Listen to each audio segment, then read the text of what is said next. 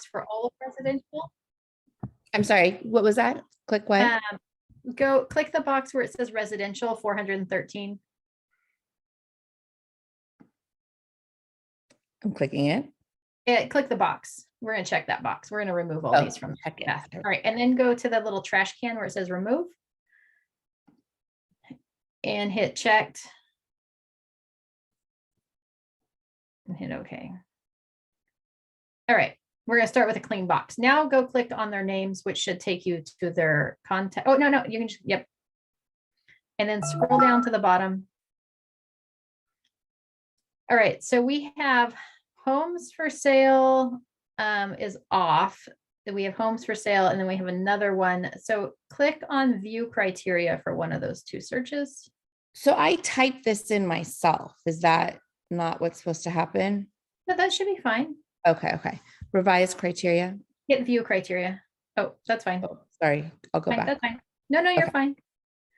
All right. So we have residential, single family, coming soon and active up to from 600 to 800,000. We have counties CN. What is CN? Contra Costa. All right. Did you type that in or did you select it from the list? I may have typed in right here Contra Costa and then clicked it. Okay. And then that area and district, that can get a little tricky sometimes just for the record. So I'm just throwing that out there because again, it goes back to it's only as good as the input of the agents that put it in there. So I did try to do a map search for this, but for some reason, I don't know, something happened. I didn't like it. And then so I went into here. I don't know if what is going on? I don't know. I tried that. Something happened or I wasn't able to collect them and then send them off. I don't know. All right. Go ahead and scroll down further. We have 3 bedrooms. No worry about total bathrooms. Looks like everything else is good there. Scroll down. I'm looking for fabulous. All right. Now scroll back to the top. I'm looking for in the map search. There is a button for, don't go map view yet. There is a button for unmapped listings. Click additional criteria.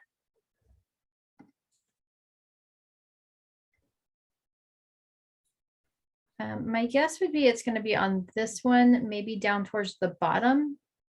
So let's check under, just scroll all the way down because we're looking for the U's in the alphabetical order listings there. RSTU. No, it's not there. All right, hit preview count. Preview. 2. Hit view results.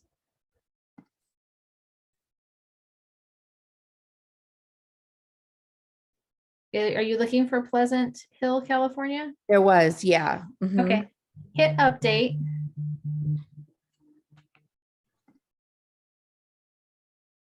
All right.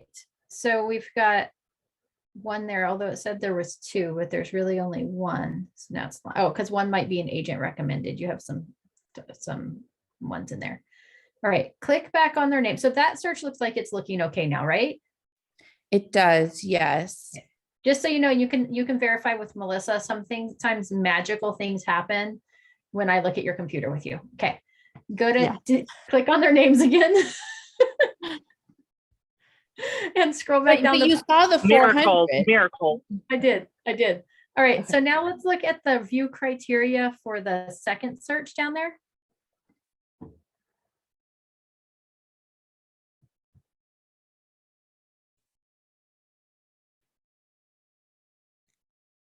Just try hit revise criteria.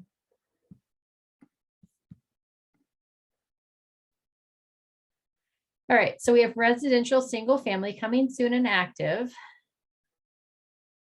We have 600 to 800 in Solano County, and you picked specific areas again for this one, correct? Yes. Okay. Scroll down a little bit further. All right, hit the preview count on this one. and hit view results. So it works this way, but not the other way. So, all right. So then I'm assuming the top search on there, hit update. Yep. Nope. Yep. All right. Now go back, click on their names again. And then scroll back to the search that you turned off and hit that one in the middle now. See if it'll let you view criteria on that one. The one that's off? Yeah. It really doesn't like that for some reason. All right, hit revise criteria on that one.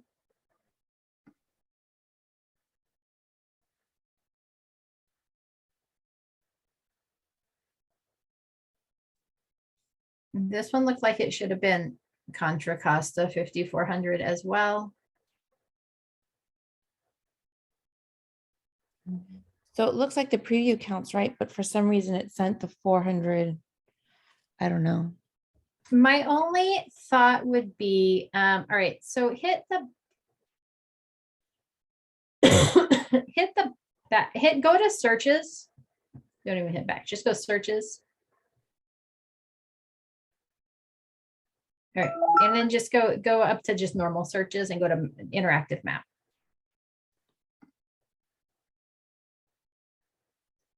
And then go to search criteria. On the far right, blue. Oh, sorry, I can't see. Okay, hold on. There we go. It says unmapped listings is off. That would have been my guess, is that it was pulling unmapped listings into the search, but I don't know. It just had a glitch. You know, Barry's was having some issues yesterday. So I don't know when you tried to set it up, but the good news is that it seems to be working now. And sometimes when we end up with glitches like that, that's what I find is sometimes I'll just go in there and delete anything that I've already created and then go into their basket and just remove everything from all the tabs and then go back in and research it, reset it up. And sometimes that works. Do I need to re-email everything or should I leave it? Or it should automatically email? It should automatically, like when we hit update, it should have sent them a new message. But you can always check in with them later today and just be like, hey, I just wanted to double check. I sent you over some listings from Contra Costa and, you know, the Benicia Green Valley area that you had asked about. I just want, there's about 14 listings because I think you'd say it 7 in your saved bucket, your agent recommended, and then the new ones. And just make sure that they got them. If not, you can go in there and resend them. Okay. Thank you. Yeah, absolutely. I don't know what to tell you, except that there was probably a little glitch going on. And that's how my life has rolled for the last 2 weeks. Oh, sorry. It's a lot, moving, doing everything that you're doing. I don't know how you do it. It's just not everything's very hard right now. I was even laughing with Nicole Cisneros over at the title company because she's like, because I was like, we had 4 transactions that were supposed to close on Friday and none of them closed. Oh, and they've all drug into this week. Like 2 are now almost closed today. One of them should have closed yesterday, but apparently the seller hadn't signed. And I was like, I contacted title yesterday to be like, hey, we all set to record today. And she's like, oh, well, I'm still trying to get in touch with the sellers to sign. I was like, the seller is the agent. What do you mean you're trying to get in touch with the seller to sign? Oh my goodness. So it's recording today. We have one that's delayed now a couple of weeks. Poor Heather. And I talked with Nicole and she goes, that's just everything right now. Everything is like a fight to get it to the finish line. Well, my offer didn't go through either. So yay. I'm with you. My counter, actually. Yeah. Your counter. Yeah.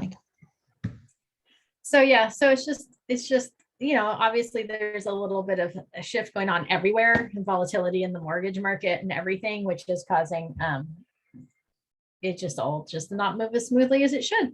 No, and it's summer and it's graduation, so people have checked out. Yes. So don't be those people. No. Yes. When that happens, like with your, say for example, for your house, when they got pre-qualified, isn't that only good for like 30 days? And the No. interest rates have gone up since then. So is their rate at the new one or at the old rate? So, so once you're in contract on a property, your lender's going to lock in your rate for a period of time, usually the period of the close of escrow, and they can extend that rate lock. So your rates never actually change. In fact, it kind of sucks because when the rates were going down, you could lock in a rate and then the rates would go down further and you would be stuck at that higher rate versus now where rates are continuing to go up. So you're locked in, your rate actually can't go up, you're locked in.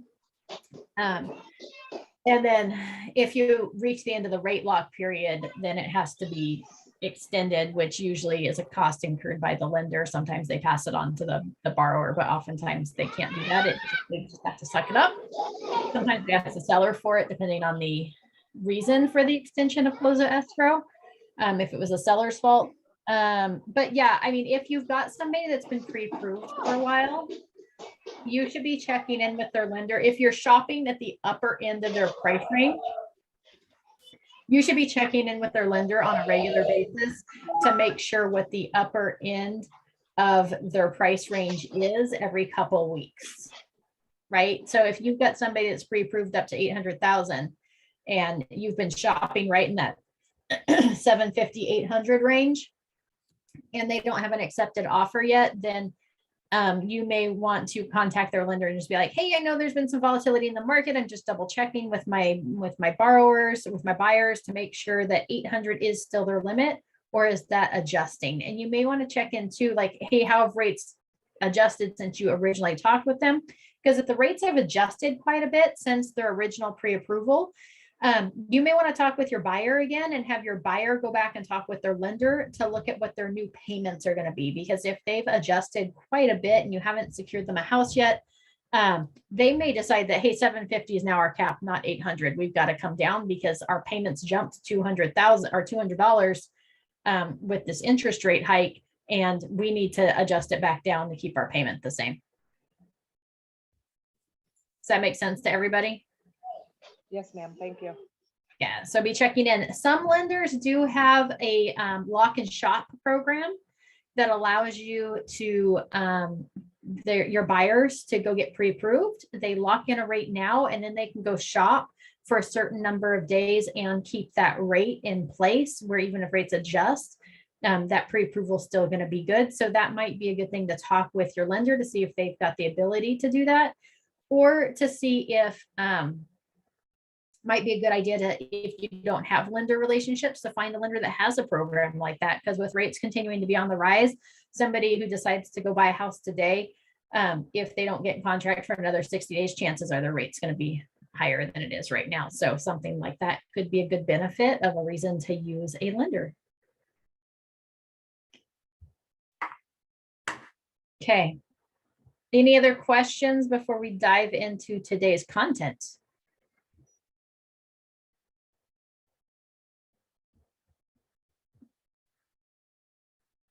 Everybody's good. All right.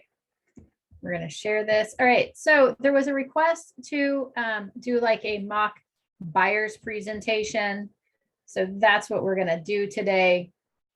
I'm just going to I just pulled this out of the PC Peeps folder, the buyer consultation packet. I've updated mine just a little bit. I really think I've just changed up the look. I don't think I've changed much more than that. So we're just going to go for this. Who wants to be my buyer? Pick me, pick me. All right. Anastasia is the buyer. Anastasia, in between, good job. You can just mute yourself so that we don't hear little ones running around. But that's a good thing because, you know, most of my buyers do have kids and they're very distracting. So it'll be okay no matter what. All right. Just making sure we're not having any other issues with keys before I dive into this. All right. So, hi, Anastasia. How are you today? Wonderful. How are you? Good.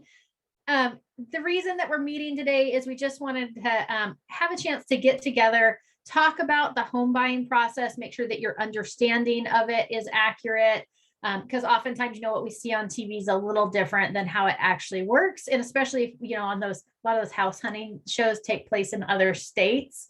And so it's a lot different in California than it is in like Georgia or Florida, where a lot of those shows take place. So I just want to make sure you have a clear understanding of how the process works, answer any questions that you may have, make sure that we're a good match as far as working together, and just make sure you feel confident moving forward that you understand the home buying process. Does that make sense? Absolutely, it does. Yes, thank you. Perfect. Before we get started, do you have any questions for me? No, if any come up, I will be sure to ask. Fabulous. So we're going to kind of work through, I gave you a copy of the home buying packet, and we're just going to kind of walk through that packet today as we go through it. If you see anything that I don't explain very well, you have questions about, don't hesitate to ask. My goal is to educate you on this process and make you feel like you're an informed buyer and you know what to expect. So today, what we're going to talk about is the pre-qualification process, the home search, what the current market looks like, how we're going to make and submit offers, and then what that process looks like once we actually get into contract on a property, of getting that from an accepted contract through getting you keys. Sound good? So far, so good. Perfect. All right, so the loan process, I don't remember, Anastasia, did you say that you had been talking with a lender to get pre-approved, or were using cash to do this purchase? I have been in the process with a lender. He is putting all my stuff together that I've given him. So I should have a bottom line dollar amount here in the next day or so. Perfect. Perfect. Before we finish up today, I'll get that contact information of that lender, because your lender and I are going to work together like a team to make sure that we can get you into a house, one not only that you can afford, but one that you're happy with the payment on. And so we'll work together on that. So I'll get his contact information, or their contact information, from you before we're done today. I will advise you just to kind of be aware that oftentimes what your lender is going to pre-approve you for is like way up here. And it's probably more house than you would ever want to pay for. So just kind of keep that in mind. Once they say, hey, you're good to go with this purchase price, ask them for the full payment with your taxes and insurance and principal and interest all included in that payment. And if that payment feels too much for you, just have your lender kind of adjust down that purchase price until it's at a payment that is comfortable for you on a monthly basis. Does that make sense? Yes, I don't want to be living paycheck to paycheck. So yes, I totally understand. There's nothing worse than being house poor. Perfect. Very good. But like I said, your lender and I, we're going to work together as a team.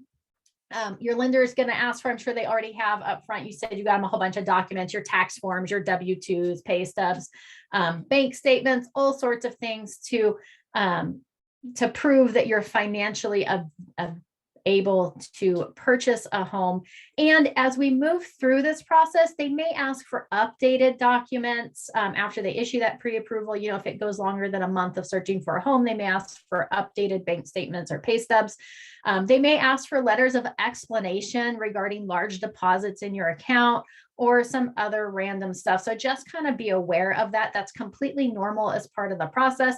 If you ever have questions about anything, feel free to ask me. And I can always work together with your lender to gain some clarification or help you get those documents in. Or if you just need help printing stuff or scanning things in, we can do that at the office as well. Okay.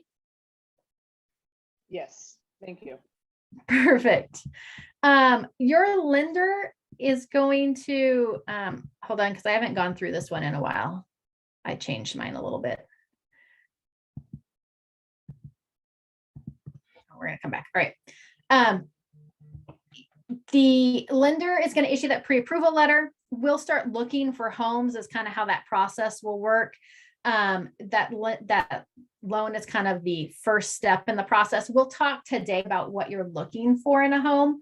However, we'll kind of wait to set you up with a search where we're actually pulling properties until we hear back from the lender on what that max purchase price is. There's nothing worse than me setting you up for a search at 600,000 and then coming back and saying, oh, I'm really more comfortable with the house at like 550,000, because, it's like champagne taste on a beer budget. We want to make sure we show you properties that you can and want to afford, right? It comes down to more of what we're comfortable with, so that again, you're not house poor, not living paycheck to paycheck because you're so strapped on that house payment. So once we hear back from that lender, we'll get you set up on an automated search through the MLS. It's more exact and precise than what you're going to get on Zillow or Realtor.com or even our KW app, because it is, as agents input the information into our multiple listing service or MLS, that search is going to automatically send you properties every time a new one matches your criteria. Does that make sense? Yes. Thank you very much for explaining it. Perfect.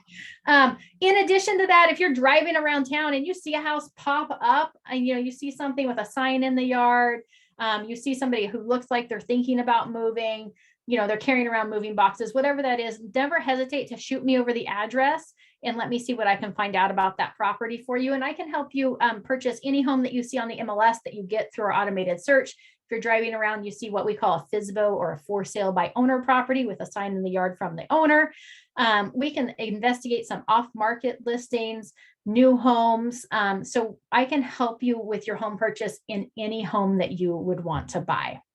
So it just comes down to, let's figure out what price range you want to be in, and then let's go find that house. Okay. It's important to know as we move into this process what kind of market it is. Over the last several years, we've been in a very heavy seller's market. There's been multiple offers received on all the properties. And so it's a very competitive market. We're starting to see a little bit of a shift right now in that market, and that we're having with, everything that's kind of going on in the market. We're seeing a little fewer buyers, and which means that it's a great time to buy right now, because you're not seeing as many multiple offers come in on properties as we were currently. There's still a very competitive range, kind of in that $500,000 to $600,000 range, that we're still seeing move fairly quickly. So we don't want to delay or hesitate, but just know that there's not as much competition as there was previously, which puts you in a really good position moving forward. As that changes, or if we see it start to change back to a seller's market, I'll keep you posted. Or if we see it start to shift a little bit more to what we would call a buyer's market, where we're not having multiple offers in, that could be even in a better position where it would allow us to have a little bit more negotiation power on our side. However, I wouldn't encourage you to wait to see if we're going to shift into more of a buyer's market, because as we continue to do that, oftentimes the reason it becomes a buyer's market is those interest rates continue to go up. Inventory hits, there's more inventory on the market, and it could put you in a disadvantage if we are holding off and that rate continues to go up, because the amount of house you'll be able to buy for the same payment as what you could do today is going to be reduced a little bit. Does that make sense? Yes, and thank you for clarifying with the FSBOs. I had actually seen one, so if you can get the information on that, I can give it to you. Yeah, absolutely. Do you have that address handy, or do you want to send it to me when we're done? I can send it to you when we're done. Good. Yeah, those for sale by owners are great properties. Oftentimes, sellers do a for sale by owner thinking they're going to make more money off their property, and oftentimes they actually end up making less because they don't have it priced appropriately. So it's a good way to kind of get yourself a little bit of a deal. So for sale by owners are a great option. That's what I'm hoping for. Once we've identified a house that you are wanting to move forward with, then we'll put together an offer with that packet that I gave you, that the home buying guide. I also gave you a copy of what we call an RPA, or the residential purchase agreement. That's the document that we'll use to make an offer on any of the properties that you're interested in. And that will outline all the terms, from the purchase price to how many days until we close escrow, what contingencies we have in place, which we'll dig deeper into contingencies here in a little bit. But it outlines the time that you have for inspections and appraisals and to verify all the loan information. So we'll put all our terms together on that purchase agreement, and then we'll submit it to the listing agent of the property.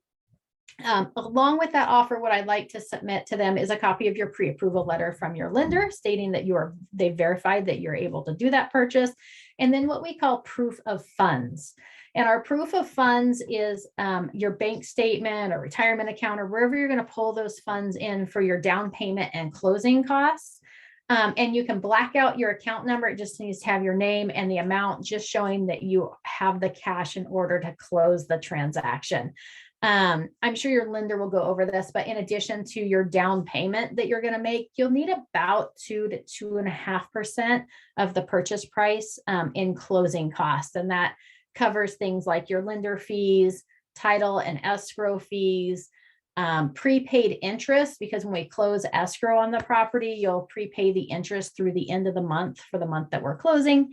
And then oftentimes with your loan, you're going to have an impound account or an escrow account where they pay your taxes and insurance for you.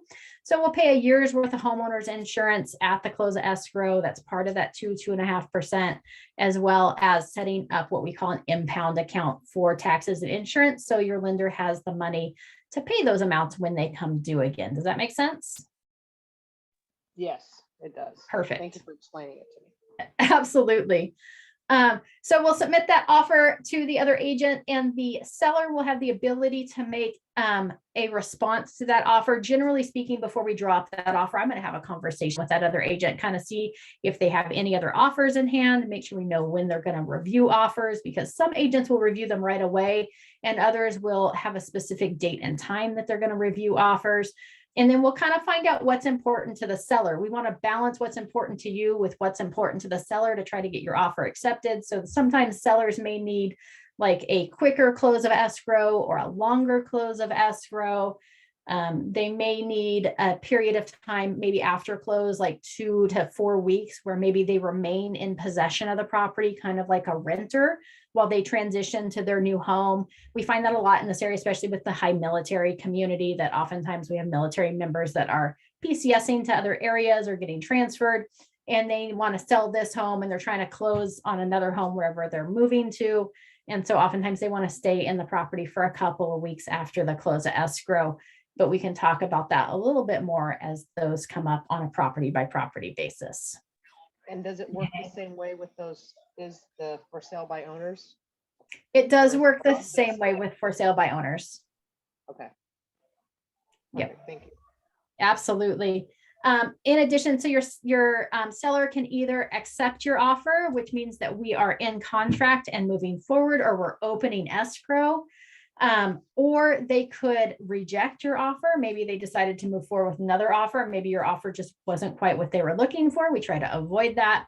Or they could counter your offer, which means that, hey, we agree with some of these terms, but some of the other things we want to change. And so they send us back an offer of the things they want to change. If they counter our offer, we then have the ability to either counter their offer back, so send them back kind of a revised offer, or we can accept their counter offer, or we can reject their counter offer and move forward. So those are kind of our options there with regards to that. We can, just so you know, if you see 2 homes that you just are in love with and you want to submit offers on both of those properties, you can submit multiple offers at the same time.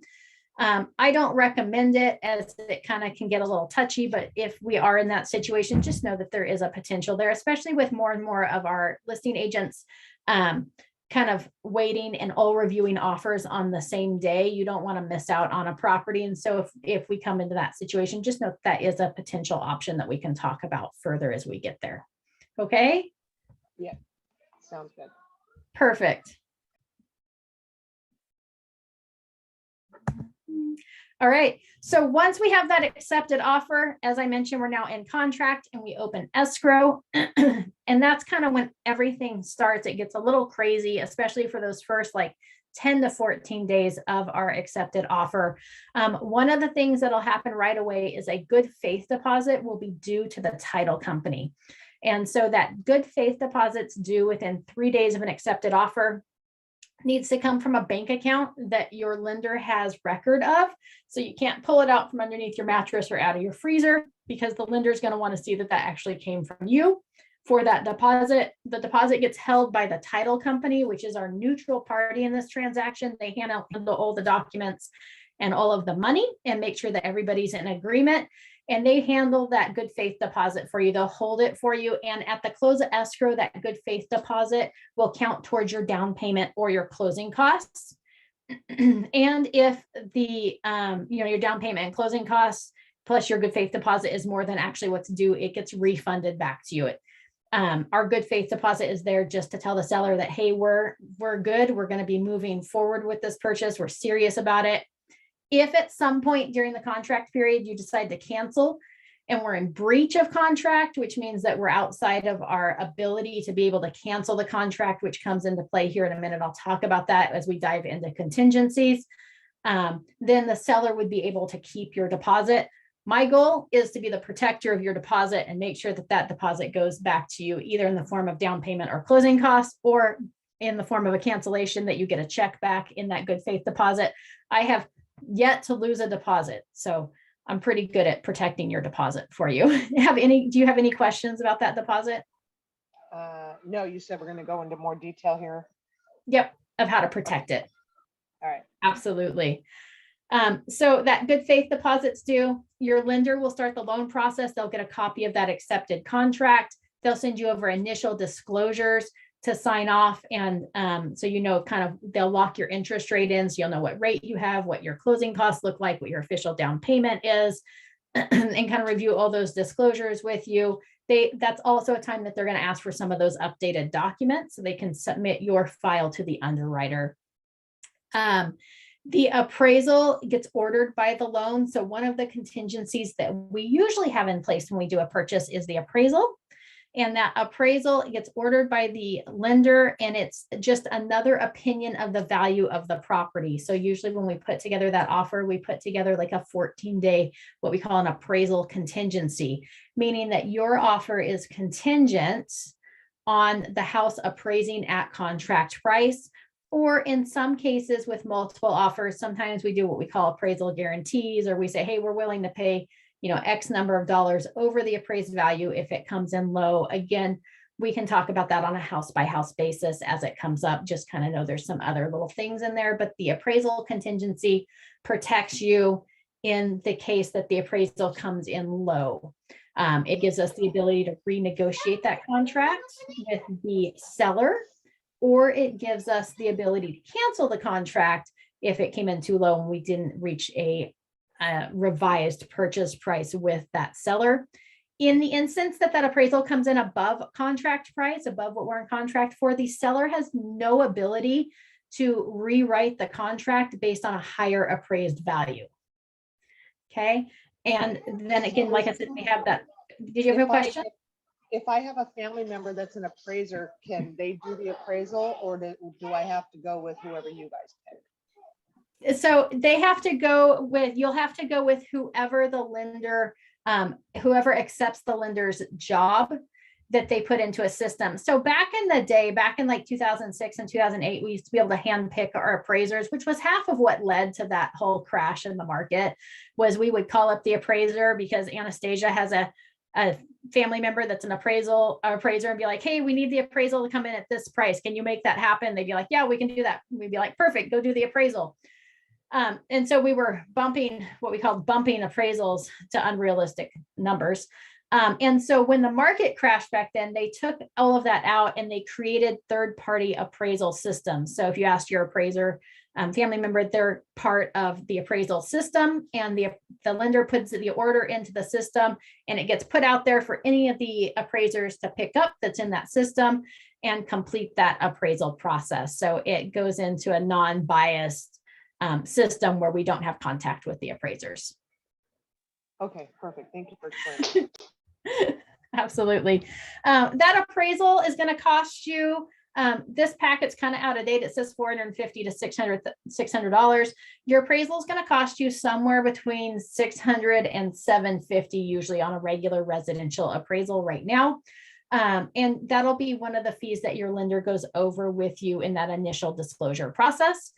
Sometimes lenders require those to be paid up front. Sometimes they're paid at the close of escrow. So you'll have to have a conversation with your lender on what they require. But that is part of the process that happens right there at the beginning. Okay. In addition to your lender submitting your file to underwriting, getting the appraisal ordered, the title company that we talked about, that's the neutral party in the transaction, they're going to be doing a search just to make sure that they understand everything that's on the title that's been recorded against that property that you want to buy, to make sure that when you take possession of it, that property is free and clear of any previous baggage that it carries with it, that they're going to guarantee a clean title on that property. And that's why they issue their title insurance as well, that you'll see on your closing statement. And again, they work just as that neutral party. They handle all the documents in the file to make sure everybody's in agreement, and they handle all the money with regards to the purchase. Does that make sense? Yes, thank you. Absolutely. Now, the title company is something that you could choose if you had a preference, if you had a family member, friend, somebody you knew that worked at a local title company. Do you have a preference on the title company? There's a few people I know, but I don't want one to get mad at me because I'm using the other and so on. So I'll just let you pick. Okay, sounds good. I usually work over with Nicole Cisneros over at Old Republic Title Company, and sometimes the seller may have a preference due to multiple transactions or something going on their side of it. And so sometimes we, entertain their request for the title company so that they have a better chance or a greater chance of accepting our offer. But again, we can talk about that on each house as it comes up.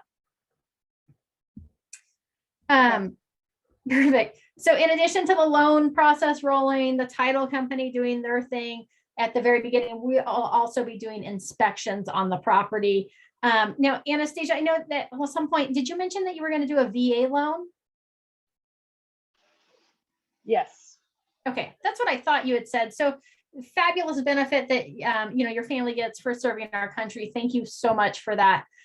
With a VA loan, the VA does require in California that you have a clear pest inspection for the house, and it doesn't have to be, your pest inspection is going to look for anything that damages the wood of the property. So termites, wood boring beetles, dry rot, water damage, leaking faucets, things like that is what that pest inspection is going to look for.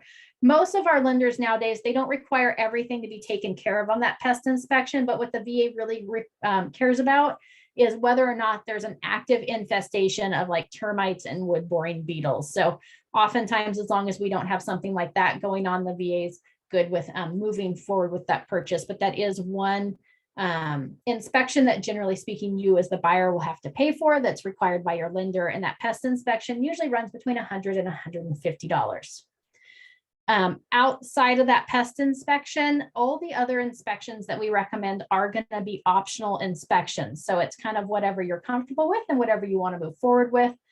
In general, we recommend that you get a whole house inspection. That one's going to run somewhere between $350 and $500. And it's going to look at the general overall health of the property, test all your systems and components, make sure everything looks good, and kind of give you like a health assessment, things that you'll need to be aware of moving into it that you may want to take care of. And then other major health and safety items, like if your HVAC isn't functioning or isn't turning on, if they're noticing water leaks or something like that, they'll note it in their inspection as well. Okay, so that's that whole home inspection. We talked about the pest inspection already. You can also have a roof inspection done. That's where a roofer goes on top of the roof and they look and check the water tightness of the roof. Your whole home inspector generally will give you a general assessment of the roof, but they're not experts, where your roof inspection will do a specific inspection just of the roof and give you a quote of items that they think should be repaired. Your roof inspection is going to run about $100 to $150. Other ones that we recommend are on that roof inspection. If they find that the roof is bad, do we request a new roof before we take possession of the house? Is that possible? Yeah, so absolutely. With any of the inspections that we have, if something comes up that would be like a deal breaker for you, like the whole roof needing to be replaced, or maybe the HVAC system's not working, or the water heater is not functioning properly, it's usually health and safety items or major systems and components not working. So if it's something that would cause you to be like, there's no way I want to buy that house with that problem, then we will absolutely ask the seller to remedy that item, either by repairing it before the close of escrow is one option. We can ask for a credit towards your closing costs, where you could then take care of that item after the close of escrow, or we could also ask for a reduction of the purchase price in lieu of like a new roof, for instance. So there's a few options that we have there, and absolutely we can ask for those things to be taken care of by the seller, which is why we also have within your inspections, we also have an inspection contingency similar to that appraisal contingency that we talked about. Your inspection contingency gives you time to go and inspect the property, review seller disclosures, kind of do all that stuff and do your due diligence and make sure that based on you spending time at the property, having professionals look at it, that this is the home that you want to buy. And if for some reason it's not, we then, like we just said, we can either ask the sellers to repair those items, or we could cancel the contract and you walk away with your deposit based on that inspection contingency. Okay, and are you there when these inspections are happening, or yeah, I need to be there? Yeah, absolutely. So, we are usually there during the inspections, and you have the ability to be there. So once we enter into contract, I usually ask you what your schedule is. If you want to be at the inspections, I do recommend it as a good idea, because then you can talk with the inspectors firsthand and see exactly what it is that they're talking about and pointing to, so that you have a full understanding of what's going to be in that report. Because sometimes we get those reports, they send us, all of our inspectors will send us reports, especially like your whole home inspection. It's a color report with pictures. It's PDF, they email it to you. But when you look at that inspection report, sometimes it can be a little scary if you're just looking at it on your computer versus if you walk through those items with the inspector and they can actually kind of explain each item to you. Okay, thank you. Yep. If you're not able to be at the inspection, again, we're going to get reports for all of these, and all of our inspectors take phone calls. So you can always call them up and ask for clarification as well. And we can, you can choose the inspectors if you have friends, family, acquaintances, people that you know that are in the business, or we can recommend inspectors for you. So that's kind of how that inspection contingency works. Okay. Perfect. In addition to that whole home, pest and roof, you may want to get like a chimney inspection or a pool inspection or a specific HVAC inspection. Or, you know, like one time we sold a house that had a big hillside behind it. My buyers decided they wanted to have the hillside inspected to make sure that their house wasn't going to end up down at the bottom of the road instead of at the top of the hill. So there's lots of different inspections you can have done, and we can take it case by case on each house that we decide to move forward with. Okay. That sounds really good. Thank you. Absolutely. In addition to those inspections, you're going to get disclosures from the sellers, where the seller has to disclose any material facts they have about the property, any insurance claims, deaths on the property, pets on the property, any work they've done, recent painting.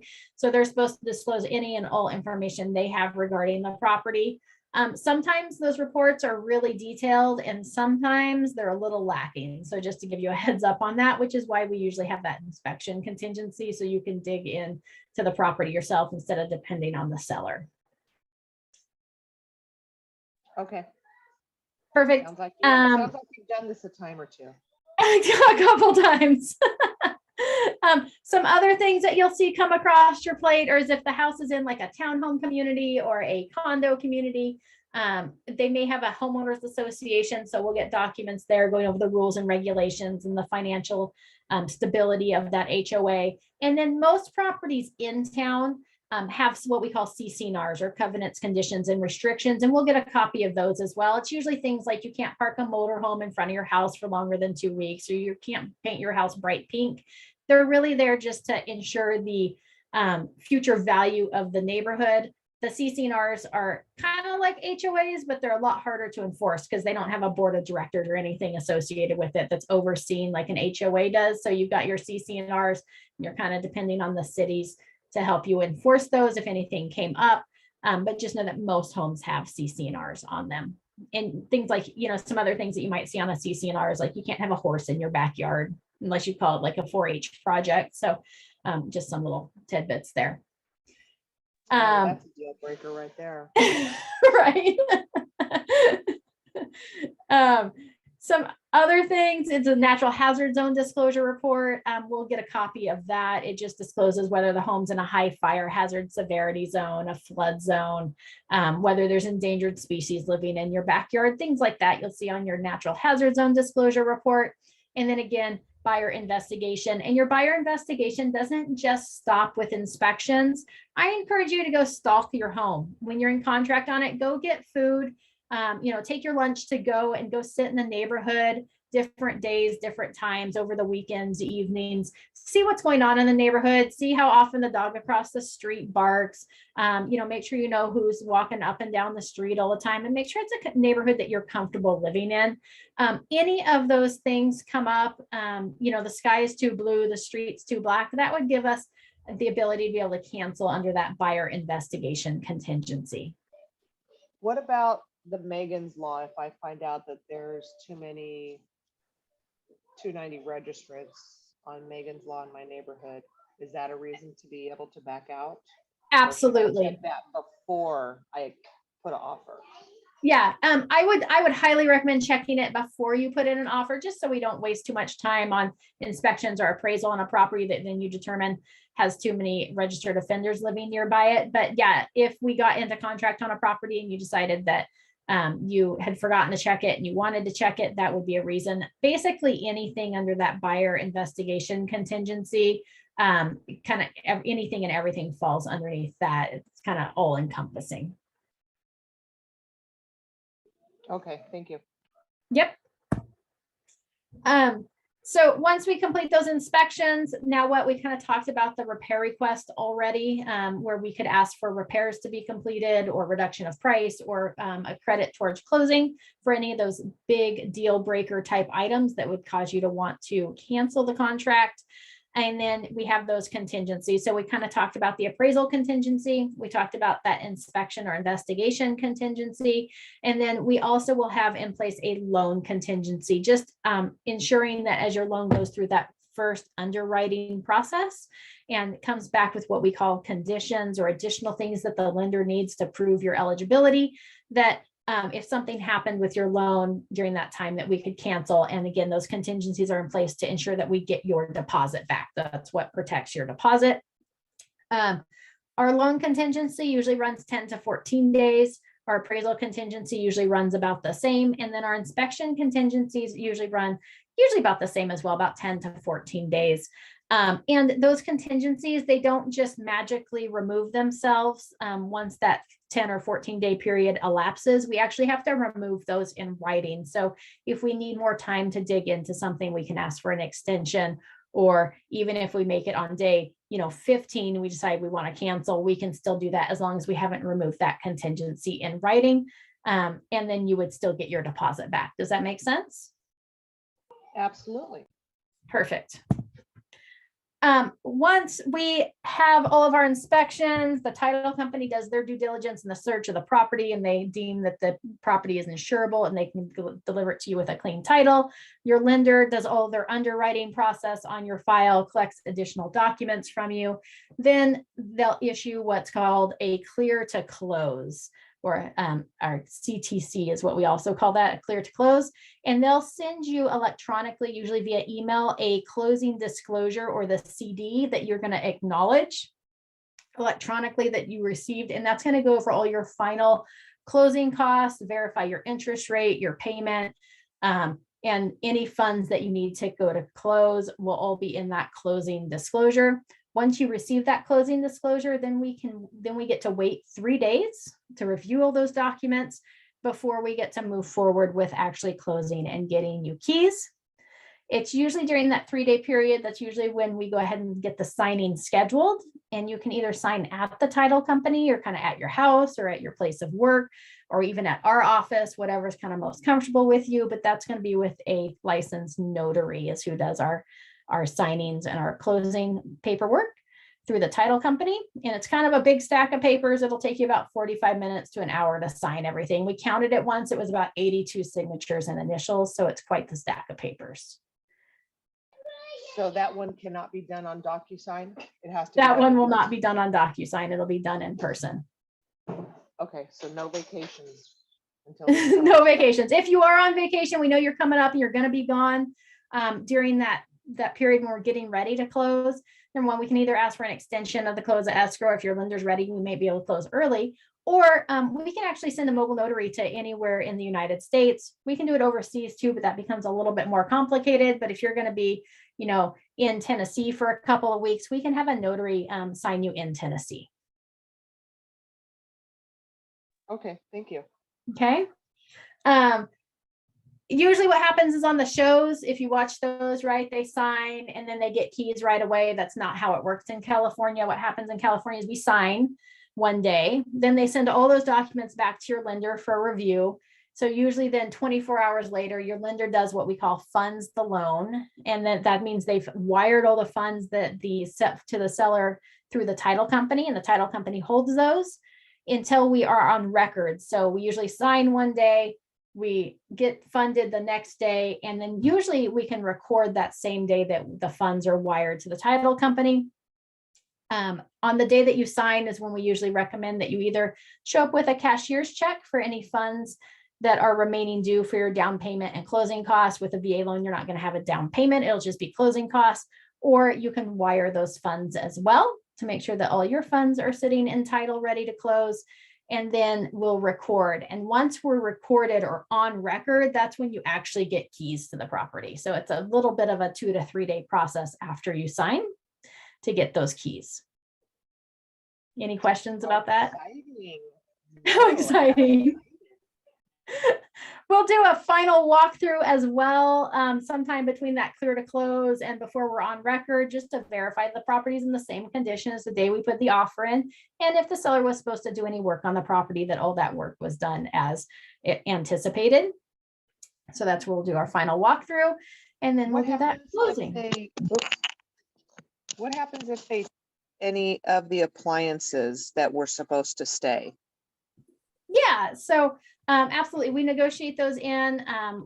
They're part of the contract. So generally speaking, with most homes in the area, your dishwasher and garbage disposal always go with the property, as well as your stove and oven.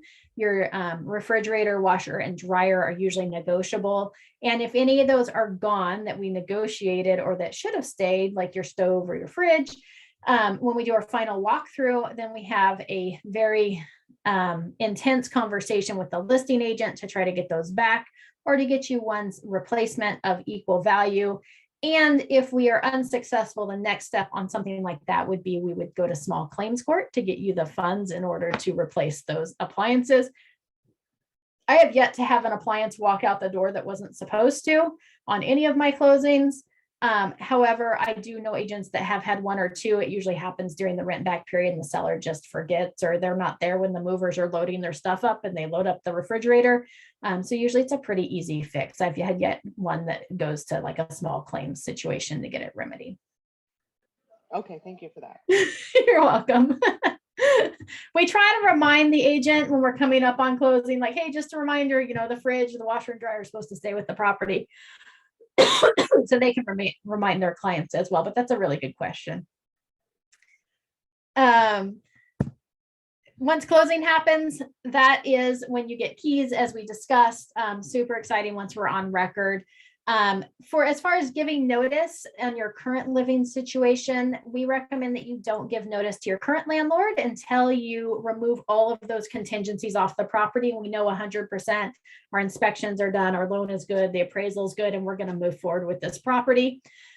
You might be concerned about like overlap. Well, if we're not removing contingencies for 14 days, then I'm going to have some overlap of payments. The good news is it doesn't happen that way. So let's say we're kind of in the middle of June right now. Let's say that we entered into contract on a property tomorrow and we were going to close mid-July on that property. If we didn't give notice until July 1st at your current situation, you would have to pay your July rent, right? And then you would get keys mid-July for your house. Well, what happens with closing is that you're not going to have your first house payment until August 1st. So we'll close in July. No, that's wrong. Until September 1st. We'll close in July. At the closing for July, you'll pay your July interest as part of that prepaid interest we talked about at the beginning. And then your interest will start accruing for your next payment on the first of the month of the next month. So we close mid-July, your interest will start accruing on August 1st. It'll accrue through the whole month of August, and then you'll pay your first payment on September 1st. So you won't have any overlap where you have double payments, you actually kind of have a little bit of a break in there. So that's why we recommend not giving notice. We don't want you to end up homeless if we decide not to move forward with the property. Does that all make sense? It sure does. Thank you. Perfect. As part of the process, once you get pre-approved with the lender, don't make any large purchases. Don't go out and buy a car or a new refrigerator or anything like that between now and when we actually close on a property. If you do, just give us a heads up. And that way, if there's something that gets added to your credit report, we'll have the lender rerun the numbers with that new payment on there to make sure that you can still qualify for the house that you're hoping to purchase. So we just recommend not making any major purchases during that time, or adding to your credit card balances. In addition to that, it's not on this, but don't make any major life changes. Don't go get married or divorced during this process. It will screw up the home buying process. So if you're going to do that, either do it right now or wait until we're done with the process. And then as far as getting your new utilities turned on in your new house, we normally do that once that closing disclosure has been issued, because once that closing disclosure has been issued, we kind of know what day you're going to take possession for sure of the property, if we're going to close on time or not. And it's usually about a 5-day period. So that's when we would start calling PG&E to get our electric service in our name on the day that we're going to take possession of the property. Your trash service, water, all of that starts kind of once that closing disclosure has been issued. Do you have any questions? Do you have a list of these utility companies, since I'm moving from out of the area and I don't know who the local ones are in your area? Absolutely. As we get closer to that, that time period, I can get you a list of all the regular utilities as well as internet service providers or TV providers and all of those as well. Okay, thank you. Absolutely. Any other questions with regards to the home buying process? No, I think you've pretty much covered everything. Thank you. Perfect. In addition to that, we'll go over more of what you're looking for in detail. However, it's 11:15 and I had an appointment at 11 that I'm now late to. So I have to end our call. But normally what I would do is I'd go into then kind of what they're looking for in a home, what are their must-haves, and if there's 2 of them into that. So that's kind of what the next part of the conversation would be.